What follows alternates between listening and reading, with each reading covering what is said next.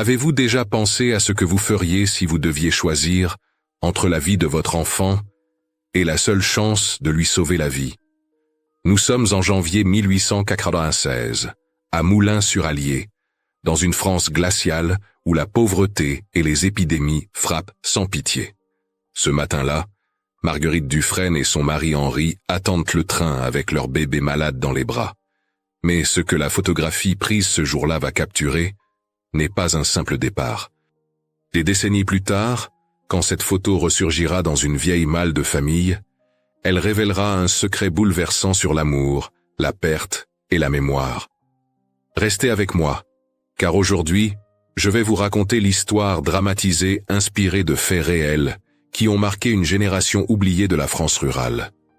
Avant de commencer, prenez un instant pour vous abonner à la chaîne, aimer cette vidéo et écrire dans les commentaires de quelle ville ou pays vous la regardez. Chaque abonnement nous aide à faire revivre des histoires vraies, oubliées, mais pleines de sens. Merci d'être ici. Et maintenant, plongeons ensemble dans cette histoire bouleversante. Marguerite embrassa son fils pour la dernière fois en sachant qu'il ne respirerait peut-être plus avant que le train n'atteigne le prochain arrêt. Cette photographie, prise un matin glacial de janvier 1896 à la gare de Moulins-sur-Allier, capture le moment exact où une mère comprend que l'espoir vient de mourir dans ses bras. Et si vous restez jusqu'à la fin, vous découvrirez pourquoi elle sourit sur cette photo, alors même qu'elle sait que son bébé ne verra jamais le médecin qu'elle a tant supplié d'atteindre. Cette photo a été découverte dans une vieille malle de la famille Dufresne en 1952, cachée derrière une boîte à couture tachée d'humidité. Les archives départementales de l'Allier confirment qu'Émile Bresson, photographe itinérant sous contrat avec la compagnie PLM, était présent à la gare ce jour-là pour documenter les départs de famille. Mais regardez attentivement le sourire de Marguerite. C'est le sourire de quelqu'un qui garde un secret terrible. Un secret qui coûterait la vie à son enfant si elle ne montait pas dans ce train dans les 3 prochaines minutes. Voici Marguerite Dufresne, 24 ans, couturière de robes simples pour les épouses des cheminots de Moulins. Elle cousait depuis l'âge de 12 ans, des points si parfaits que les femmes de la ville attendirent des semaines pour obtenir ses services. Cette jeune femme timide parlait rarement, préférait la compagnie de son aiguille et de son fil, et n'avait jamais imaginé qu'elle deviendrait la seule personne de sa famille assez courageuse pour défier son mari et exiger qu'ils emmènent leur bébé mourant chez un médecin de la capitale, même si cela signifiait dépenser l'équivalent d'1 mois de salaire. Mais Marguerite gardait un secret que même sa propre mère ne connaissait pas. Depuis 3 nuits, elle se réveillait en sueur, persuadée que le lait de ses seins était devenu poison. Les vieilles femmes du village murmuraient que les mères au lait faible tuaient leurs enfants sans le savoir. Et Marguerite, superstitieuse comme toutes les femmes de sa génération, avait passé la veille à faire des prières et des gestes de protection devant le feu de la cuisine. Elle n'osait pas en parler à Henri. Comment avouer à un homme qu'on croit avoir empoisonné son propre fils? Et ce qui la terrifiait encore plus, c'est qu'elle avait vu quelque chose dans les yeux d'Henri la nuit précédente. Quelque chose qui ressemblait à du ressentiment. Comme si son mari lui reprochait silencieusement de ne pas être une assez bonne mère, de ne pas savoir guérir leur enfant avec les simples remèdes de grand-mère. Cette distance entre eux grandissait chaque jour depuis la naissance de Louis. Et maintenant, avec le bébé qui luttait pour chaque respiration, le silence dans leur maison était devenu insupportable. Parce que ce jour-là, une seule mauvaise décision signifierait regarder son fils mourir dans ses bras avant même que le train n'atteigne le 2e arrêt.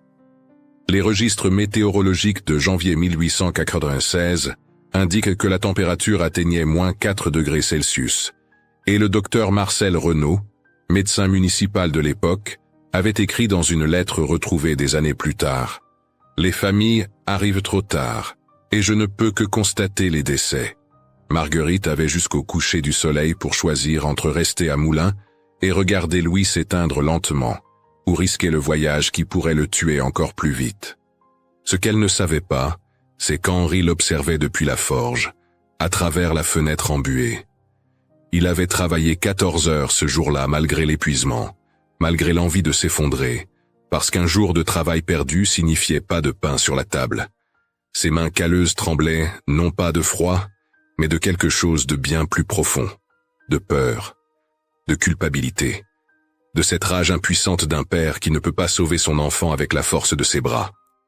Et quand Marguerite découvrit qu'Henri avait dépensé 3 francs en vain la veille, au lieu de garder l'argent pour le médecin, quand elle comprit que son mari préférait noyer sa peur plutôt que d'affronter la réalité, elle sentit quelque chose se briser en elle. Mais ce n'était pas que sa vie qui était en jeu, c'était celle de son fils de 8 mois. Et dans 6 mois, ce serait peut-être celle d'un autre enfant. Un enfant qu'elle portait déjà sans le savoir encore.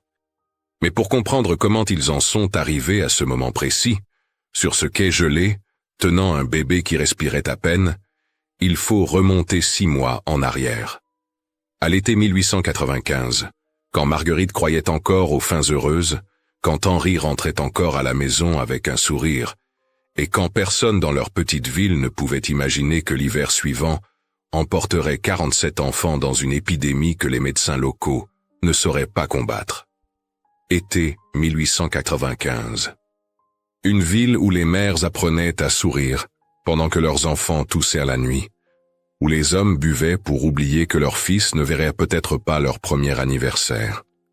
Moulins-sur-Allier était une petite commune industrielle de 4000 habitants, construite autour de la gare et de ses ateliers ferroviaires. Les maisons s'alignaient en rangées grises, les cheminées crachaient une fumée noire constante, et les femmes comme Marguerite cousaient près des fenêtres pour économiser les bougies. Les diaires de survivants de cette époque parlent d'une règle non écrite mais universellement comprise. On ne parlait pas des bébés morts. On les enterrait discrètement, on reprenait le travail le lendemain, et la vie continuait. Pleurer trop longtemps était considéré comme un signe de faiblesse, surtout pour les femmes. Marguerite avait grandi en entendant sa propre mère dire « De mon temps, les enfants mouraient, et on continuait ». Cette phrase résonnait maintenant dans sa tête comme une malédiction. Depuis son enfance, Marguerite remarquait que son père pleurait en silence dans la grange. Petite fille, elle ne comprenait pas pourquoi cet homme fort et silencieux s'isolait parfois après le dîner, les épaules secouées de sanglots étouffés. Ce n'est que bien plus tard, en fouillant dans les affaires familiales après sa mort, qu'elle trouva les lettres cachées sous les lattes du plancher. Des lettres d'un médecin de Lyon, datées de 1870, confirmant que sa mère avait perdu 3 enfants avant elle. 3 frères et sœurs qu'elle n'avait jamais connus. 3 fantômes qui hantaient sa famille sans que personne n'en parle jamais. Elle découvrit que toute sa famille était construite sur un mensonge. Ses parents ne s'étaient pas mariés par amour, mais par obligation après que sa mère eut perdu son premier mari dans la guerre. Marguerite elle-même n'était pas une enfant désirée, mais une tentative désespérée de remplacer ceux qui étaient partis. Cette découverte expliquait tant de choses. La distance de sa mère, le silence de son père, cette atmosphère de deuil permanent qui planait sur leur maison même pendant les rares moments de joie. Et maintenant, Marguerite comprenait avec horreur qu'elle reproduisait le même schéma. Son mariage avec Henri n'avait pas été un choix romantique. Leurs familles avaient arrangé l'union en 1894 parce qu'un ferrero avait besoin d'une femme et qu'une couturière de 22 ans commençait à être considérée comme trop vieille pour rester célibataire. Ils s'étaient mariés un mardi pluvieux d'avril, avaient partagé leur première nuit dans un silence embarrassé et avaient appris à cohabiter comme 2 étrangers polis partageant le même toit. L'amour était venu lentement, presque malgré eux. Henri avait une façon douce de poser sa main sur son épaule quand il rentrait du travail. Marguerite préparait son plat préféré les soirs où elle le sentait particulièrement fatigué. Ils ne se disaient pas « je t'aime », mais ils avaient développé un langage silencieux fait de petites attentions quotidiennes. Et quand Louis était né en mai 1895, ils avaient tous 2 cru que leur famille était enfin complète, que leur vie avait trouvé un sens. Mais l'homme qui se tenait maintenant devant elle sur le quai de la gare n'était plus le même. Henri Dufresne, 27 ans, avait vieilli de 10 ans en quelques semaines. Ses mains de ferrero, habituées à plier le métal rouge, tremblaient maintenant quand il tenait son fils.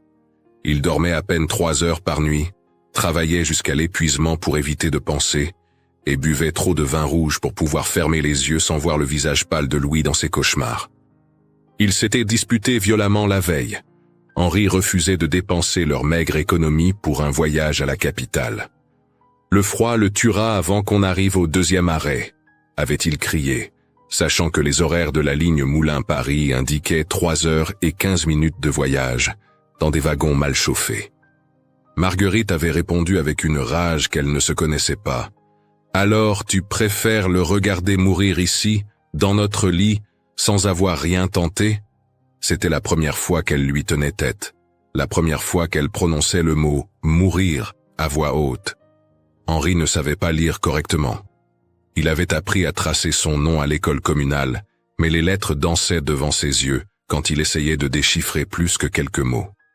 Cette honte le rongeait depuis l'enfance, et maintenant, face aux ordonnances médicales incompréhensibles que le pharmacien leur avait données, il se sentait encore plus impuissant. Il n'osait pas avouer à Marguerite qu'il n'avait pas compris les instructions, qu'il avait peut-être donné les mauvaises doses à son fils. Et si c'était sa faute? Et si son ignorance avait condamné Louis? Alors quand ils sont arrivés à la gare ce matin-là à 6h, portant leurs minces bagages et leur fils enroulé dans un châle blanc que Marguerite avait cousu pendant 3 nuits, ils portaient bien plus que des vêtements et un bébé.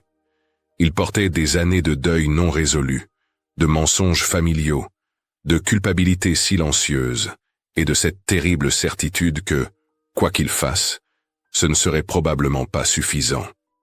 Et c'est à ce moment précis, alors que Marguerite berçait Louis contre sa poitrine, en essayant de ne pas remarquer que sa respiration devenait de plus en plus faible, que le destin leur joua son coup le plus cruel.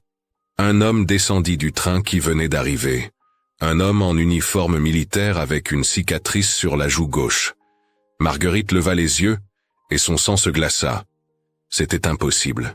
Cet homme était mort depuis des années. Mais non, c'était bien lui. L'homme s'appelait Jacques Moreau, et il avait été fiancé à la sœur aînée de Marguerite avant que celle-ci ne meure en couche en 1890. Marguerite avait 13 ans quand c'était arrivé, mais elle se souvenait de tout. Les cris de sa sœur, le médecin qui était arrivé trop tard, Jacques qui avait quitté la ville le lendemain des funérailles sans dire un mot, abandonnant le bébé orphelin aux soins de la grand-mère. Cet enfant, une petite fille prénommée Céleste, était morte de fièvre 6 mois plus tard.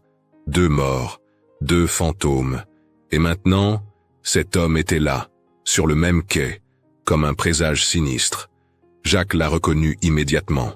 Leurs regards se croisèrent pendant une fraction de seconde. Il y avait quelque chose dans ses yeux. De la pitié? De la reconnaissance? Marguerite ne sut pas, mais elle serra Louis plus fort contre elle, comme si ce geste pouvait le protéger du destin qui semblait poursuivre toutes les femmes de sa famille. Henri ne remarqua rien, trop occupé à vérifier leurs billets et à compter les pièces qui leur restaient. Le chef de gare annonça alors que le train aurait un retard d'au moins 1 heure, en raison d'un problème mécanique sur la locomotive. 1 heure. 60 minutes de plus dans le froid glacial de janvier. Marguerite sentit les larmes monter, mais elle les retint. Elle avait appris depuis longtemps que pleurer ne servait à rien. Les registres de la compagnie PLM confirment que les retards étaient fréquents pendant l'hiver 1896, les mécanismes gelant régulièrement par des températures aussi basses. Elle s'assit sur un banc de bois humide, Louis dans ses bras, et commença à le bercer doucement. Henri resta debout à côté d'elle, la valise de cuir marron à ses pieds, les mains dans les poches, le regard perdu vers les rails qui disparaissaient dans la brume matinale. Ils ne se parlaient pas. Que pouvaient-ils dire? Chaque mot semblait inutile face à l'immensité de ce qui était en train de se passer. Un vieil homme s'approcha avec un thermos de thé chaud. « Pour la petite dame », dit-il avec un sourire édenté. « Le froid n'est pas bon pour les bébés. » Et c'était un petit geste de gentillesse, presque insignifiant, mais Marguerite sentit quelque chose se briser en elle. Des larmes coulèrent silencieusement sur ses joues, alors qu'elle acceptait le thé d'une main tremblante. Le vieil homme tapota l'épaule d'Henri et s'éloigna sans un mot de plus. Ces petits moments d'humanité, même au milieu du désespoir, étaient ce qui permettait aux gens de survivre. Marguerite but une gorgée de thé et essaya de faire boire Louis, mais le bébé ne réagissait plus. Ses lèvres étaient froides, ses yeux fermés ne s'ouvraient plus, même quand elle lui caressait la joue. Elle savait.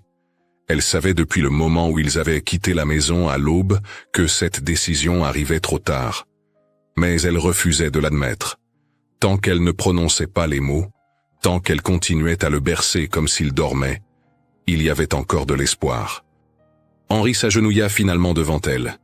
Pour la première fois depuis des semaines, il posa sa main sur le genou de Marguerite. Pas un mot, juste ce contact. Cette reconnaissance silencieuse qu'ils étaient ensemble dans cette épreuve, même si tout le reste s'effondrait autour d'eux. Marguerite posa sa tête contre l'épaule de son mari, et pour la première fois depuis des mois, ils se tinrent ainsi, unis dans leur douleur. Les minutes s'écoulèrent avec une lenteur insoutenable. Chaque seconde était une torture. Marguerite observait les autres passagers, une famille avec 3 enfants qui couraient sur le quai en riant. Un couple de personnes âgées qui se tenaient à la main. Un homme d'affaires qui lisait son journal en tapant du pied avec impatience. Toutes ces vies qui continuaient normalement pendant que la sienne s'effondrait. Comment était-ce possible? Comment le monde pouvait-il continuer à tourner alors que son fils était en train de mourir? C'est à ce moment qu'elle remarqua le photographe. Émile Bresson installait son matériel près de la salle d'attente, préparant son appareil pour capturer les moments de départ que la compagnie ferroviaire lui payait pour documenter. Il portait un long manteau noir et un chapeau melon, et ses gestes étaient précis, méthodiques, professionnels. Il photographiait les familles qui partaient en voyage, créant des souvenirs qu'il pourrait conserver.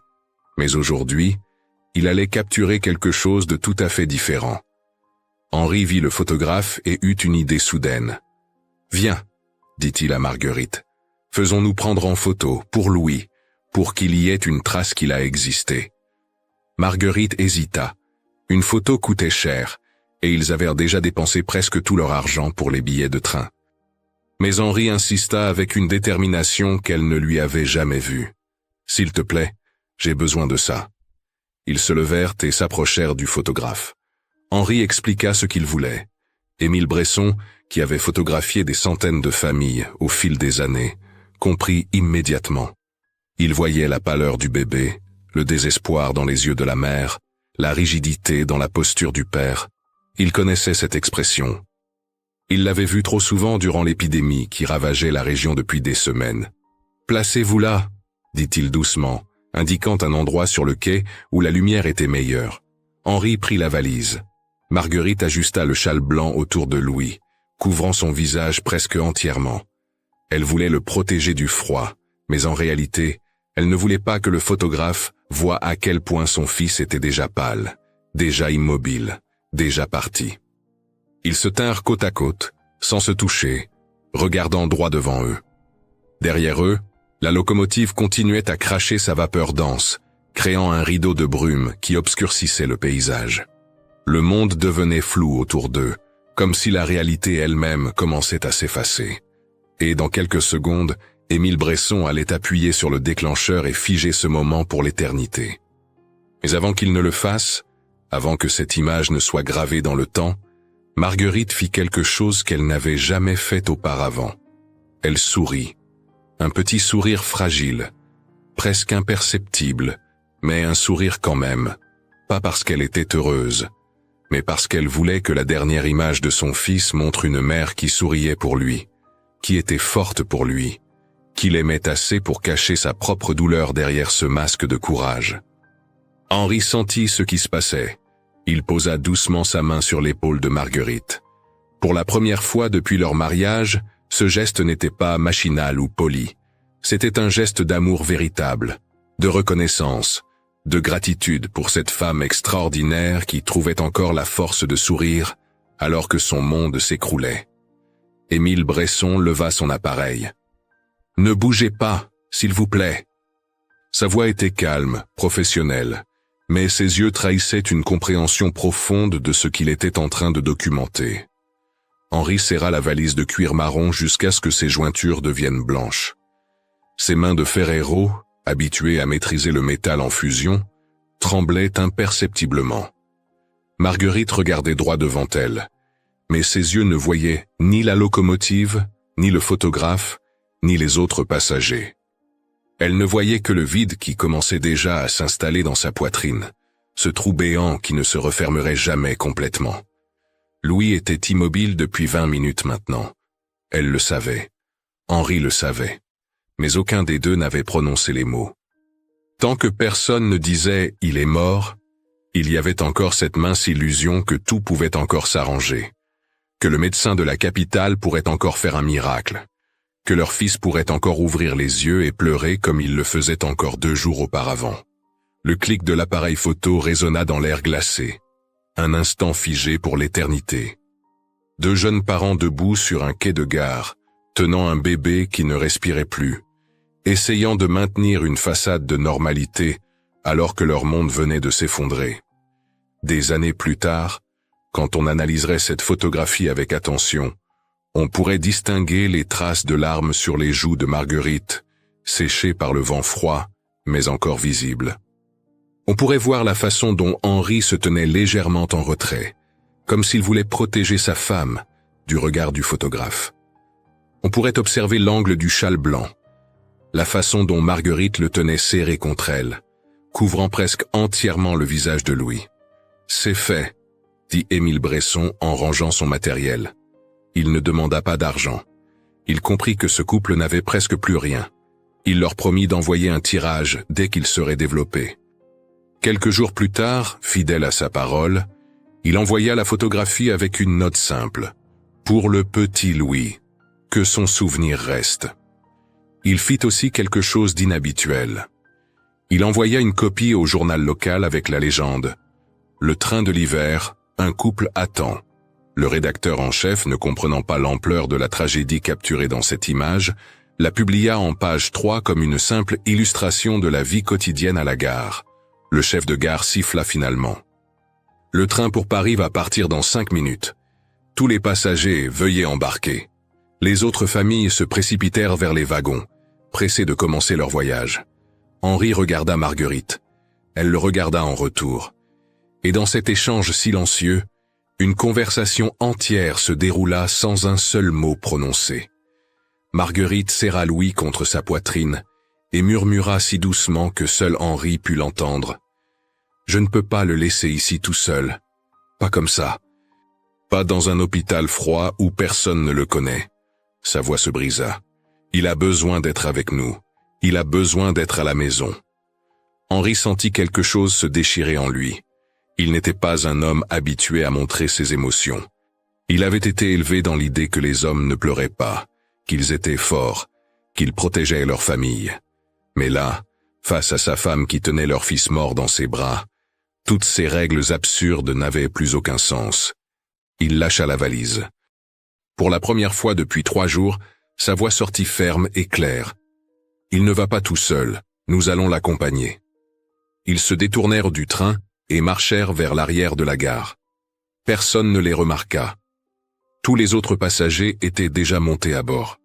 Le train siffla une dernière fois et commença à s'éloigner lentement, sa vapeur blanche se mêlant au brouillard du matin. Le bruit des roues sur les rails s'estompa progressivement, laissant place à un silence presque complet. Derrière la gare, il y avait un petit terrain vague couvert de givre et d'herbes hautes. Le codigo civil français de l'époque permettait encore les enterrements sur propriété privée, et il n'était pas rare que les familles pauvres enterrent discrètement leurs enfants loin des cimetières officiels, surtout quand ces enfants n'avaient pas été baptisés. Louis n'avait jamais reçu le sacrement. Henri et Marguerite avaient prévu de le faire au printemps, quand le temps serait plus clément. Ils ne savaient pas qu'ils n'auraient jamais cette chance. Henri s'agenouilla et commença à creuser avec ses mains. Le sol était gelé, dur comme du métal. Chaque mouvement lui déchirait les paumes, mais il ne s'arrêta pas. Il creusait avec une détermination féroce, comme s'il pouvait expier toutes ses fautes passées à travers cette douleur physique, sa culpabilité, son alcoolisme, son incapacité à lire les ordonnances, son orgueil stupide qui les avait empêchés de chercher de l'aide plus tôt. Tout cela se déversait maintenant dans chaque coup de main contre la terre gelée. Marguerite le regardait creuser, tenant toujours Louis contre elle. Elle avait retiré le châle blanc, révélant le visage pâle de son fils.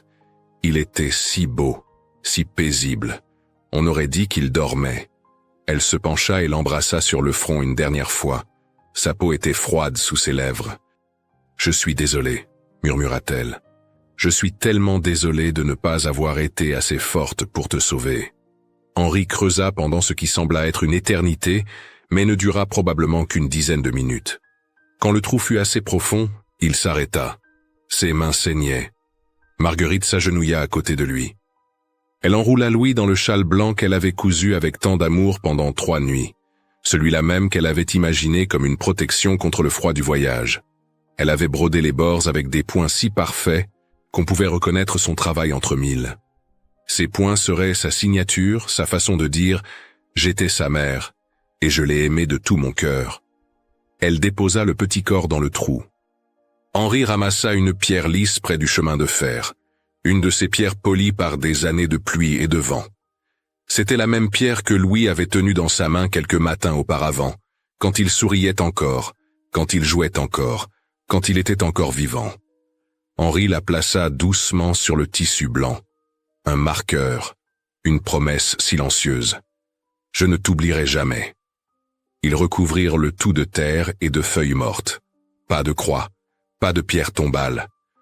Juste ce petit monticule presque invisible entre les herbes gelées. Ils restèrent là, agenouillés côte à côte dans le froid, sans parler, sans pleurer, simplement présents l'un pour l'autre dans ce moment de douleur absolue, et dans ce silence partagé, dans cette décision de rester ensemble même quand tout s'effondrait. Ils trouvèrent la seule forme de rédemption possible. Ils n'abandonnaient pas leur fils à des inconnus. Ils l'accompagnaient jusqu'au bout. Ensemble. Ils prirent le train suivant 3 heures plus tard. Sans bagages, sans bébé, mais ensemble. Le contrôleur ne posa pas de questions quand il vit leurs vêtements couverts de terre, leurs mains blessées, leurs yeux rouges. On ne posait pas de questions pendant l'épidémie. Tout le monde avait perdu quelqu'un. La douleur était devenue tellement banale qu'elle ne méritait même plus de commentaires. Le voyage de retour dura 3 heures et 15 minutes. Marguerite regarda par la fenêtre sans vraiment voir le paysage qui défilait. Henri garda sa main posée sur la sienne pendant tout le trajet. Ils ne prononcèrent pas un seul mot. Que pouvaient-ils dire? Les mots ne pouvaient pas ramener Louis. Les mots ne pouvaient pas effacer cette journée. Les mots ne servaient à rien. Quand ils rentrèrent chez eux, la maison leur sembla étrangement vide. Le berceau de Louis était toujours dans leur chambre. Ses petits vêtements étaient pliés sur la commode. Son hochet en bois qu'Henri avait fabriqué de ses mains était posé sur la table. Marguerite rangea tout dans une malle au grenier. Elle ne pouvait pas regarder ces objets sans sentir son cœur se déchirer. Henri retourna à la forge le lendemain. Il travailla encore plus dur qu'avant. 15-16 heures par jour, jusqu'à l'épuisement complet. C'était sa façon de survivre, de ne pas penser. Les voisins leur rendèrent visite avec des plats cuisinés et des paroles de réconfort maladroites. C'était la volonté de Dieu. Il est dans un meilleur endroit maintenant. Vous êtes jeunes, vous aurez d'autres enfants. Chaque phrase était une lame de plus plantée dans leur cœur, mais ils souriaient poliment, remerciaient pour la nourriture, et fermèrent la porte avec soulagement. Ils ne voulaient pas de pitié. Ils voulaient juste être laissés en paix avec leur douleur. 8 mois plus tard, en septembre 1897, Marguerite découvrit qu'elle était enceinte.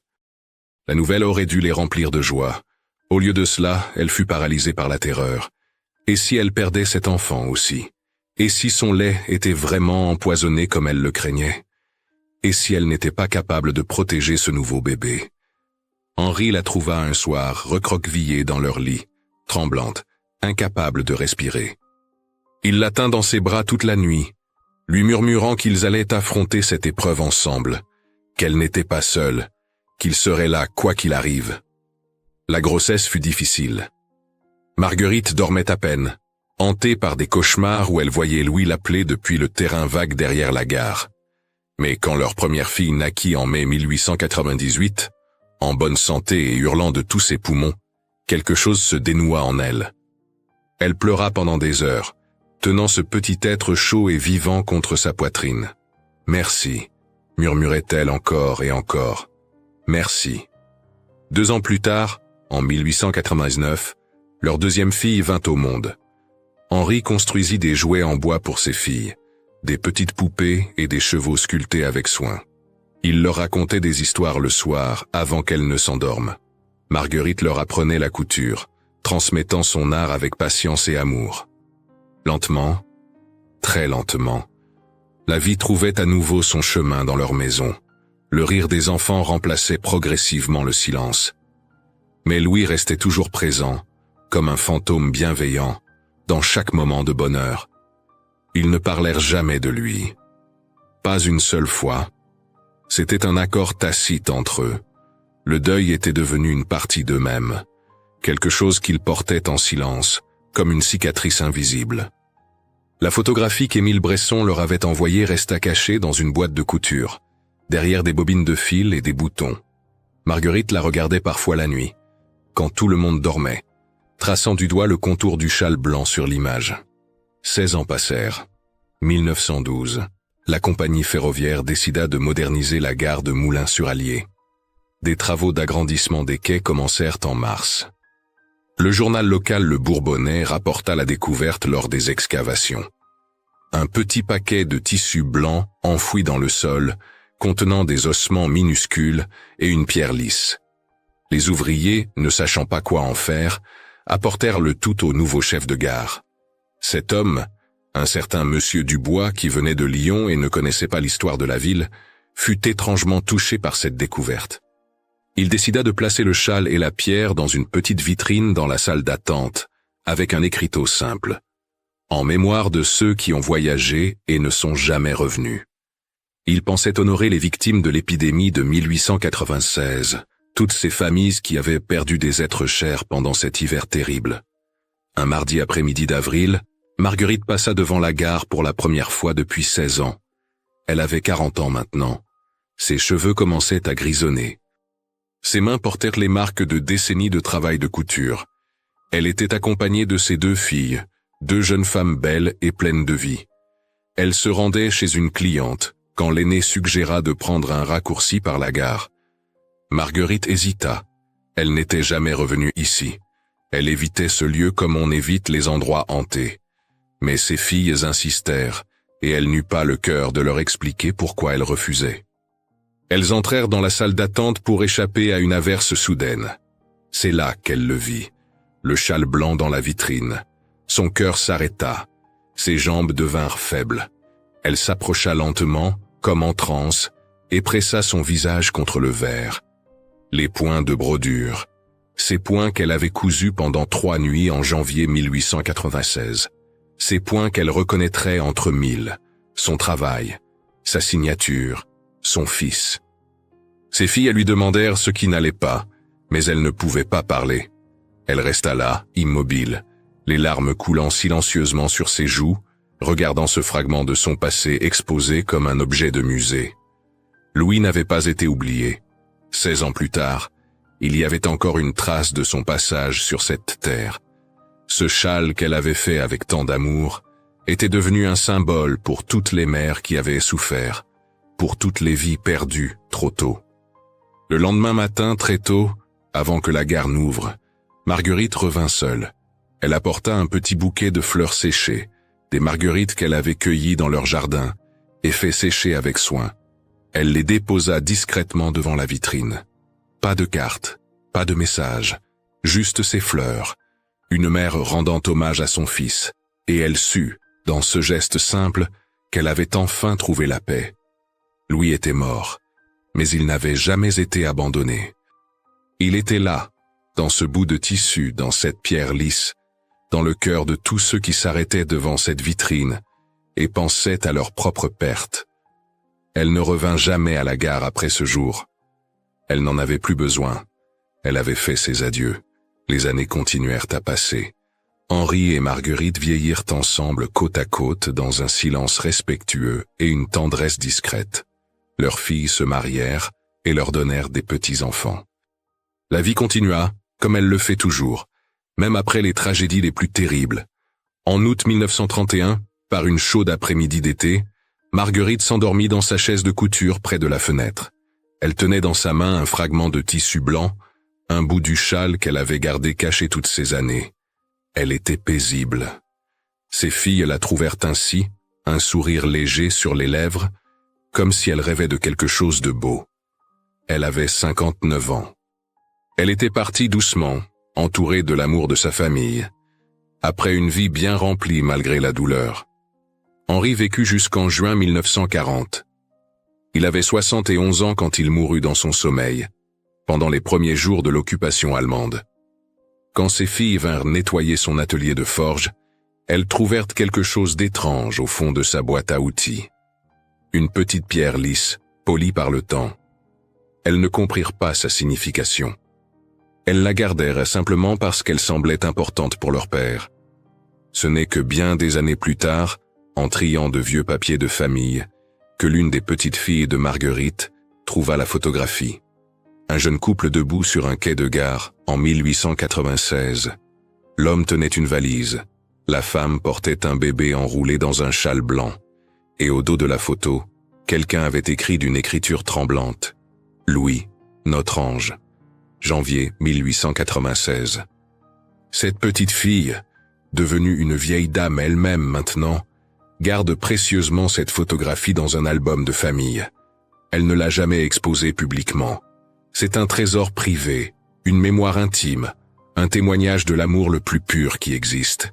Celui de parents qui ont honoré leur enfant jusqu'au bout, qui ont choisi la dignité plutôt que l'abandon, qui ont porté leur douleur ensemble plutôt que de se laisser détruire par elle. Parce que l'histoire de Marguerite et Henri n'est pas vraiment une histoire sur la mort. C'est une histoire sur l'amour, qui survit à la mort. Sur le courage de continuer quand tout semble impossible. Sur la force qu'on trouve dans les moments les plus sombres, quand on ne les affronte pas seul. Et sur le fait que chaque vie, même la plus courte, laisse une empreinte indélébile sur ceux qui ont eu la chance de l'aimer. Le train est parti sans Louis ce jour de janvier 1896. Mais Louis n'est jamais vraiment parti. Il reste dans les fils brodés d'un châle blanc, dans une pierre lisse conservée pendant 40 ans, dans les fleurs séchées déposées avec amour, dans une photographie jaunie mais précieusement gardée, et dans le cœur de tous ceux qui comprennent que l'amour véritable ne meurt jamais. Il se transforme, il devient mémoire, il devient legacy. Il devient cette chose précieuse que nous transmettons à ceux qui viennent après nous, leur rappelant que même dans la plus grande douleur, il y a de la beauté, il y a de la dignité, il y a de l'espoir. Cette histoire fictionnelle, inspirée de faits réels et de destins oubliés de la France rurale du XIXe siècle, nous rappelle que la force d'une mère dépasse parfois ce que la vie peut supporter. Marguerite n'a pas seulement perdu un enfant ce jour-là, elle a trouvé dans la douleur une forme d'amour qui ne s'éteint jamais, car il existe des gestes silencieux qui traversent les générations. Un châle brodé, une pierre gardée, un sourire fragile devant la mort. C'est dans ces fragments que survit l'humanité. Et vous, qu'est-ce que cette histoire vous inspire? Avez-vous déjà ressenti la présence d'un être cher disparu? Pensez-vous que certaines douleurs peuvent être transformées en héritage d'amour? Écrivez le mot « mémoire » dans les commentaires pour montrer que vous êtes resté jusqu'à la fin. Dites-nous aussi de quelle ville ou région vous regardez cette vidéo. Cela nous rapproche, même à travers le temps. Et si vous connaissez une histoire ancienne de votre famille, un souvenir de vos grands-parents, un secret transmis en silence, partagez-le. Il pourrait inspirer une prochaine histoire du canal. Merci d'avoir écouté jusqu'au bout. Abonnez-vous, laissez un j'aime, activez la cloche et regardez la vidéo suivante dans le coin de l'écran pour continuer ce voyage à travers les histoires qui ont façonné nos vies.